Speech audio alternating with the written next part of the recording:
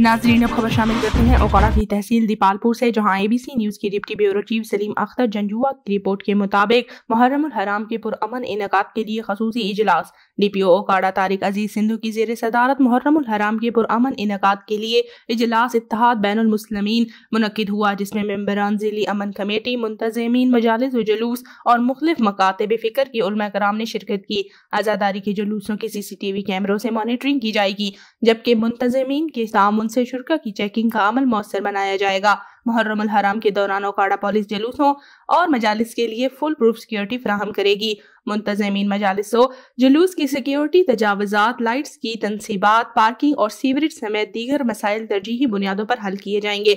इस्लाम हमें मोहब्बत, रवादारी और सब्र का दर्स देता है। मुहर्रमुल हराम के दौरान तमाम मकातब फ़िक्र के उलमा नफरत और शरअंगेज़ तकारीर से इज्तनाब करें।